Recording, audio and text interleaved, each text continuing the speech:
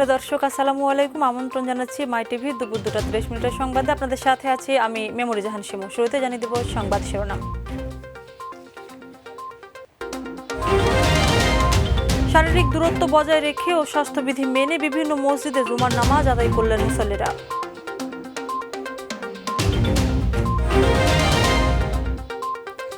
রাজধানীর বাজারগুলোতে মানা হচ্ছে না সামাজিক দূরত্ব। সবজির বাজার স্থিতিশীল থাকলেও বাড়তি মাছ ও মাংসের দাম।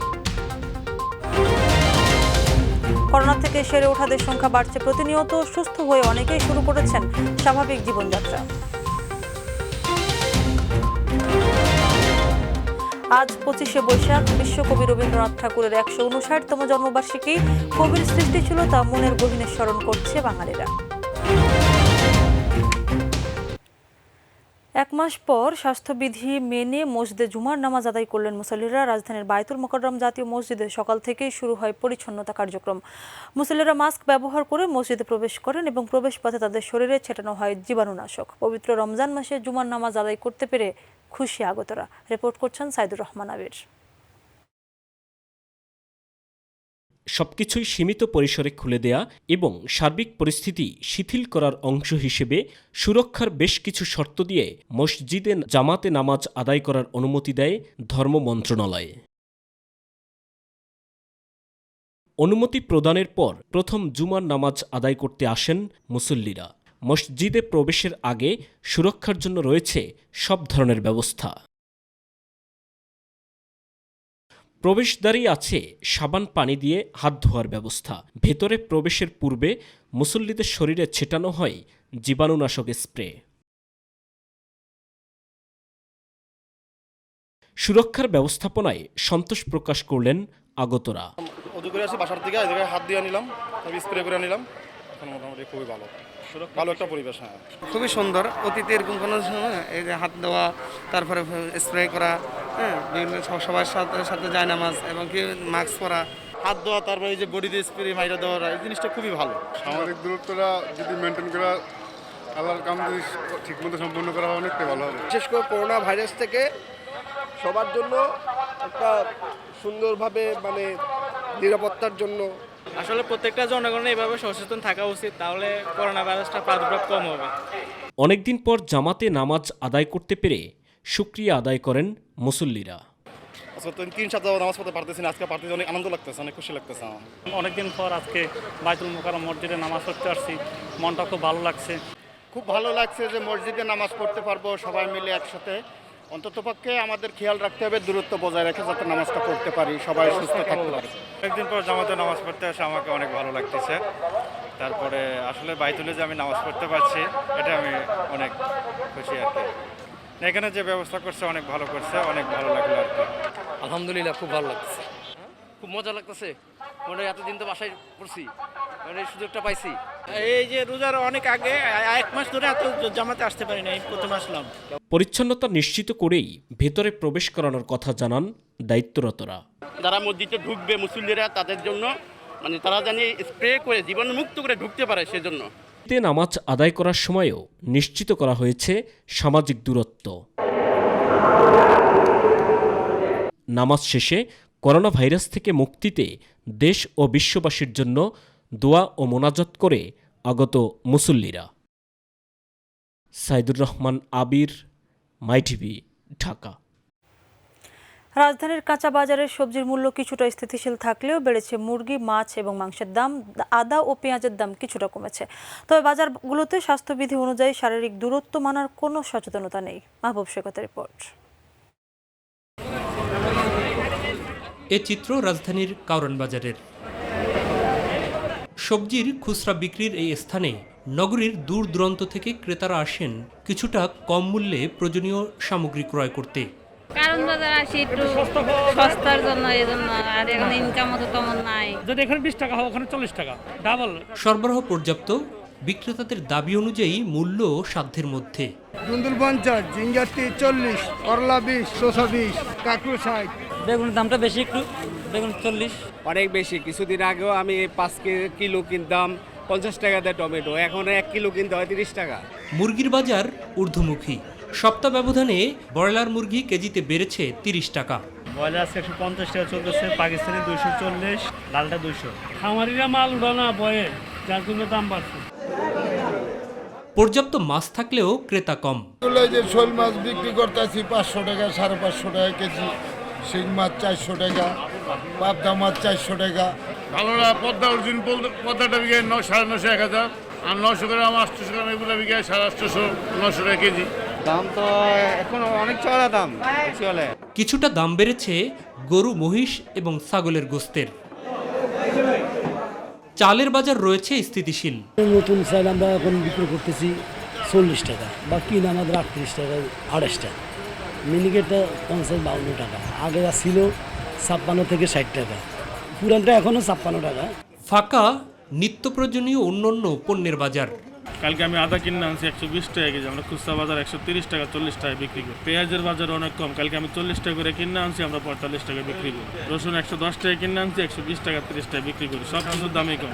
ঈদকে কেন্দ্র করে চাহিদা বৃদ্ধি পায়নি কোনো পণ্যেরই। ইন্ডিয়ান ডাল 95 টাকা ছিল, সেটা এখন 80 টাকা। ইভেন ছোলা ছিল 75-80 টাকা, সেটা 70 টাকা। চিনিও আপনার 70 টাকা ছিল, সেটা 65 টাকা। মশলা ভালো এলাচি 5000 টাকার মতো কেজি, জিরা হচ্ছে 400 টাকার মতো কেজি। চাহিদা কম থাকায় ঈদকে সামনে রেখেও পণ্যের দাম বৃদ্ধি পাওয়ার সম্ভাবনা নেই বলে মনে করেন বিক্রেতারা। এইবার তো গেটই তেমন কিছু সাবজেক্ট না, শুধু মানুষের যান বাঁচানোর জন্য ডাল, চাল, তেল এইগুলা। মাহবুব সৈকত, মাই টিভি, ঢাকা। দেশের বিভিন্ন জেলায় একদিকে যেমন করোনা আক্রান্তের সংখ্যা বাড়ছে, তেমনি করোনা থেকে সেরে ওঠাদের সংখ্যাও কিন্তু কম নয়। তারা সুস্থ হয়ে ফিরছেন, শুরু করছেন স্বাভাবিক জীবনযাপন। শুনেছেন সেরে ওঠার লড়াইয়ের গল্প। ব্রাহ্মণবাড়িয়া প্রতিনিধি আফম কাউসার ইমরানকে সাথে নিয়ে রিপোর্ট করছেন মুবাল্লিক করিম। শুধু বিশ্বের উন্নত দেশেই নয়, এই দেশেও করোনাকে জয় করেছেন অনেক আক্রান্ত। নিজেদের মনোবলে দেখেছেন নতুন জীবন, শুনিয়েছেন আশার বাণী। ব্রাহ্মণবাড়িয়ায় সুস্থদের মধ্যে আখাউড়ার মা ও মেয়ে রয়েছেন, আছেন ঢাকা ফেরত এক নারীও। সুস্থতা নিয়ে তারা বলেছেন বিভিন্ন অভিজ্ঞতার কথা। জানালেন ভয়কে জয় করতে পারলেই করোনাকে হারানো খুবই সহজ। 17 দিন আইসোলেশনে থাকার পর করোনা যুদ্ধে জয়ী হয়ে বাড়ি ফিরেছেন ব্রাহ্মণবাড়িয়ার আখাউড়া উপজেলার গঙ্গানগর গ্রামের শিল্পী বেগম ও তার মেয়ে সুরভি আক্তার। শোনালেন তাদের সেই শ্বাসরুদ্ধকর যাত্রার কথা। পজিটিভ আসছে আমার এবং আমার মেয়ের। আসার পরে আমরা ব্রাহ্মণবাড়িয়াতে আইসোলেশন ছিলাম। করোনা রোগী যেন এই ব্যাপারে কোনো ভয় না করে, ডাক্তাররাও আমাদেরকে বলছে যে কোনোভাবে আপনারা ভয় করবেন না, ভয়ের কিছু কারণ নেই। মেন্টালি একটু আমরা নার্ভাস ছিলাম, তারপর ওখানে যাওয়ার পর সব কিছু আস্তে আস্তে নর্মাল হতে থাকে। যদি একটু সচেতন হন তাহলে এটাকে আপনি এড়াতে পারবেন বা পরাজয় করতে পারবেন। সুরভি জানান ডাক্তার ও নার্সরা সাহস জুগিয়েছেন, সেই সাহসকে মনে ধরেই বাঁচার স্বপ্ন দেখেছেন তারা। ডাক্তাররা অনেক বেশি কোঅপারেটিভ ছিলেন, তারপরে আপনার ওখানে যে স্টাফরা ছিল সবাই অনেক কোঅপারেটিভ ছিলেন। সেখানে কোনো আমাদের সমস্যা হয় না, ওনারা যতটুকু সম্ভব আমাদেরকে ভালো যথেষ্ট সেবা দিয়েছে। আখাউড়া উপজেলার আমদাবাদ গ্রামের নুর ইসলামের মেয়ে রত্না বেগম। আইসোলেশন সেন্টারে যাওয়ার আগেও ছিল আতঙ্ক, কারণ মানুষের রটানো গুজব। আমিও প্রথম হয়তো বই পেয়েছিলাম, আমার মনে হয়েছিল যে আমি আর কোনোদিন বাড়ি থেকে আসবো না, হয়তো এখানে আমার জীবন শেষ। তিনিও শোনালেন আশার কথা। করোনা নিয়ে কেউ ভয় পাওয়ার কিছু নাই, এটা আসলে কিছু না। সবাই সতর্ক থেকে পালন করলে এটা অবশ্যই ভালো হবে। সুস্থ হয়ে ফেরা সবাই জাগালেন আশা, বলছেন মনোবল শক্তিশালী রাখার কথা। মুবাল্লিক করিম, মাই টিভি নিউজ ডেস্ক। নারায়ণগঞ্জের বন্দরে একটি 6তলা বাড়ির সেপটিক ট্যাঙ্ক বিস্ফোরণে 2 শিশুসহ 3 জন মারা গেছে। এই ঘটনায় পাশের একটি 4তলা বাড়ি ও একটি টিন শেড বাড়ি ক্ষতিগ্রস্ত হয়েছে, আহত হয়েছে 6 জন। সকালে বন্দরের দিঘির পাড়ি এলাকায় মোল্লাবাড়িতে এই ঘটনা ঘটে। বন্দর থানার ভারপ্রাপ্ত কর্মকর্তা জানান, সকাল 6টায় বিস্ফোরণের পর ঘটনাস্থলে 2 শিশুর মৃত্যু হয়। এছাড়া অন্তঃসত্ত্বা এক নারীকে গুরুতর আহত অবস্থায় ঢাকা মেডিকেলে পাঠানোর পথে সে মারা যায়। ওই রুমের মধ্যে তারা জোড়া 2 ভাই শোয়া ছিল। 2 ভাই সাথে সাথে আপনার ওইখানে আপনার স্পটেই আপনার মৃত্যুবরণ করেছে। 5তলার নিচে থেকে এবং 2তলায় ওয়াল ভেঙে যায়, আর আমরা উদ্ধার করি সেখানে লোকজন পাইনি। এর পরবর্তীতে 4তলায় যাই, 4তলায় একই অবস্থা, কোনো লোকজন পাওয়া যায়নি। আর এখানে 6টা আহত হয়েছে, তারা হাসপাতালে গিয়েছেন এবং একটা হাসপাতালে আবার দ্বিতীয়বারে একটা সংবাদ পাচ্ছি লাবণী নাম, সে মারা গেছে। মোট 3টা লোক এখানে মৃত্যুবরণ করে। আজ 25শে বৈশাখ বিশ্বকবি রবীন্দ্রনাথ ঠাকুরের 159তম জন্মবার্ষিকী। 1268 বঙ্গাব্দের এই দিনে কলকাতার জোড়াসাঁকোর ঠাকুর বাড়িতে জন্মগ্রহণ করেন তিনি। বাংলা ভাষা ও সংস্কৃতিকে বিশ্ব দরবারে পৌঁছে দেওয়া রবি ঠাকুরের জন্মবার্ষিকী শুধু দুই বাংলার বাঙালি নয়, বিশ্বের বিভিন্ন দেশের বাংলা ভাষাভাষী মানুষ পালন করে আবেগ ও অনুভূতি দিয়ে। আরও জানাচ্ছেন আতিকুর রহমান তিতাস। 1268 বঙ্গাব্দের কলকাতার জোড়াসাঁকোর ঠাকুর পরিবারে জন্ম বিশ্বকবি রবীন্দ্রনাথ ঠাকুরের। মা শারদা সুন্দরী দেবী এবং বাবা ধর্মগুরু ও জমিদার দেবেন্দ্রনাথ ঠাকুরের কোল আলো করে তিনি পৃথিবীতে আসেন আজকের দিনেই। কৈশোর পেরোনোর আগেই বাংলা সাহিত্যের দিগন্ত বদলে দিতে শুরু করেন সকলের প্রিয় রবি। তার পরিণত হওয়ার সঙ্গে সঙ্গে পরিণত হয়েছে বাঙালির শিল্প সাহিত্য। তিনি উপহার দেন 52টি কাব্যগ্রন্থ, 38টি নাটক, 13টি উপন্যাস ও 36টি প্রবন্ধ ও অন্যান্য গদ্য সংকলন। তার সর্বমোট 95টি ছোট গল্প ও 1915টি গান যথাক্রমে গল্পগুচ্ছ ও গীত বিতান সংকলনে অন্তর্ভুক্ত হয়েছে। রবীন্দ্রনাথ ঠাকুর নিজ কর্মের মাধ্যমে নতুন একটি কালের সূচনা করে গেছেন। সংস্কৃতি অঙ্গন হিসেবে প্রতিষ্ঠা করেন শান্তিনিকেতন, কখনো বা রাজপথে নেমে আসেন বঙ্গভঙ্গের প্রতিবাদে। জালিয়ানওয়ালাবাগ হত্যাকাণ্ডের প্রতিবাদে ত্যাগ করেন ব্রিটিশ সরকারের দেয়া নাইটহুড উপাধি। বাংলা সাহিত্যকে রবীন্দ্রনাথ ঠাকুর প্রতিষ্ঠিত করে গেছেন বিশ্ব দরবারে। বহু ভাষায় অনুদিত হয়েছে তার সাহিত্য। 1913 সালে গীতাঞ্জলি কাব্যগ্রন্থের জন্য সাহিত্যে নোবেল পুরস্কার অর্জন করেন তিনি। রবীন্দ্রনাথের সঙ্গে নানা কারণে বাংলাদেশের যোগসূত্র অকল্পনীয়। বাংলাদেশের স্বাধীনতা সংগ্রাম ও মুক্তিযুদ্ধে শুধু নয়, চিরকালই কবির রচনাগুলো প্রাণের সঞ্চার করে। কবির লেখা গান আমার সোনার বাংলা আমি তোমায় ভালোবাসি বাংলাদেশের জাতীয় সঙ্গীত। আমার সোনার বাংলা আমি তোমায় ভালোবাসি। সাহিত্যের পাশাপাশি রবীন্দ্রনাথের গান বাংলা সঙ্গীত ভাণ্ডারকে করেছে সমৃদ্ধ। যত দিন যাচ্ছে ততই রবীন্দ্রসঙ্গীতের বাণী ও সুরের ইন্দ্রজালে নিজেকে জড়িয়ে নিচ্ছে বাঙালি। বাঙালির মানুষ গঠনে তার লেখনীগুলো পালন করছে অগ্রদূতের ভূমিকা। আতিকুর রহমান তিতাস, মাই টিভি। কুড়িগ্রামের চরাঞ্চলে এবার পটলের বেশ ভালো ফলন হয়েছে। চাহিদা থাকা স্থানীয় বাজারের দামও বেশি। কৃষকরা বলছেন, কৃষি সম্প্রসারণ অধিদপ্তরের সহযোগিতা অব্যাহত থাকলে এবং সার ও কীটনাশকের দাম কিছুটা কমলে আগামীতে বাড়বে পটলের আবাদ। আরও জানাচ্ছেন কুড়িগ্রাম প্রতিনিধি আশরাফুল হক রুবেল। কুড়িগ্রামে এবছর 406 হেক্টর জমিতে পটলের ফলন হয়েছে। অন্য বছরের তুলনায় এবছর যা কয়েক গুণ বেশি। অন্য যে কোনো ফসলের চেয়ে পটলের উৎপাদন খরচ যেমন কম, তেমনি প্রতি বিঘায় পটলের উৎপাদনও অনেক বেশি পাওয়া যায়। প্রতি বিঘায় 80 থেকে 100 মণ পটল ফলানো যায়। বর্তমান সময়ে স্থানীয় বাজারে মণ প্রতি দাম পাওয়া যাচ্ছে 900 থেকে 1000 টাকা। ভালো দাম পাওয়ায় পটল চাষিরা বেশ খুশি। এবারকার মনে করেন খড়ি না দিয়ে পটল দিছি, পটলটা দেখা যায় খুব ভালো হয়েছে। এবারকার পটলের আবাদ এবার মোটামুটি দেখা যায় আবাদ ভালোই হয়েছে। ধরলার চরে পটলের এই আবাদ দেখে অনেক কৃষক আগ্রহী হয়ে উঠেছেন। ভালো বৃষ্টি আর সুষম সার ব্যবহার করে ক্ষেত বেশি দিন রাখা গেলে ফলন দীর্ঘদিন পাওয়া যায়। চাষিরা পটলের চাষের খরচ তুলে এখন লাভের আশা করছেন।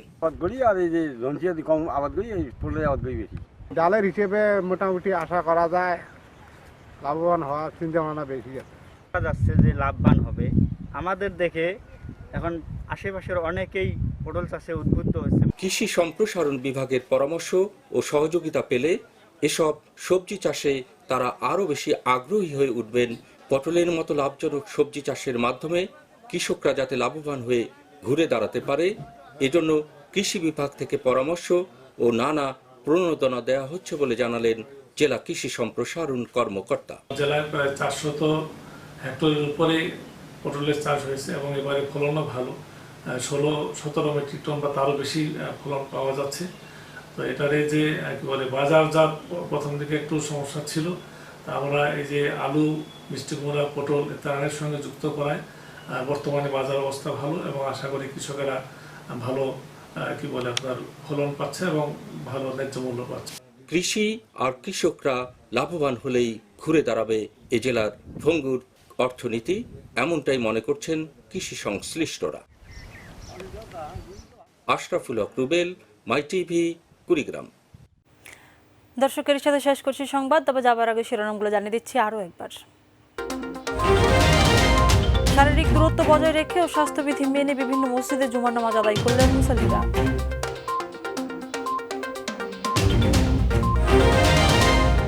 রাজধানীর বাজারগুলোতে মানা হচ্ছে না সামাজিক দূরত্ব, সবজির বাজারে স্থিতিশীল থাকলেও বাড়তি মাছ ও মাংসের দাম। করোনা থেকে সেরে ওঠাদের সংখ্যা বাড়ছে প্রতিনিয়ত, সুস্থ হয়ে অনেকেই শুরু করেছেন স্বাভাবিক জীবনযাত্রা।